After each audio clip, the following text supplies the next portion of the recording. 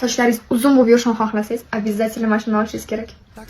Qanaqa qilib men sochimni to'kilishini to'xtatdim. To'g'ri, hozir ham ozroq to'kiladi, lekin oldingidek emas. Oldin juda ham ko'p to'kilardi va bu menga katta stress bag'ishlardi. Hozir shu 2 safardan beri sochimni yuvganimda to'kilishlari ham kam va sochimni turishi juda ham chiroyli, silliqlik va yaltirab turishiga sababchi bo'lgan mahsulot Faberlikni shu 2 ta mahsulotda. Bu Lipinvoy balzam haqida istoriyamga qo'ygandim. Bu mayda sochlarni chiqaradi, o'zimda sinab ko'rganman.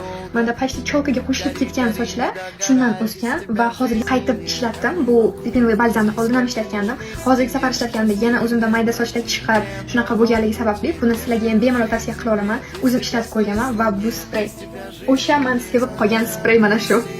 Bu haqida juda ham ko'p videolar va istoriyalar qo'yganman. Profilimga o'tsanglar bu haqida videolar bor va mana shu ikkita mahsulotni qiziqsanglar tavsiya qilaman. Bemalol olib ishlatsanglar, sochlaringiz to'kilishi va ko'payishiga yordam beradi. Imенно mana shu Lipinvoy masala. Buni haftada 2 marta ishlatish mumkin. Buni bosh terisiga surtib qo'yib, keyin yuvib tashlaysiz. Sochingiz umuman moy ham qoldirmaydi, boshqa narsa ham qilmaydi, lekin foydasi juda ham ko'p.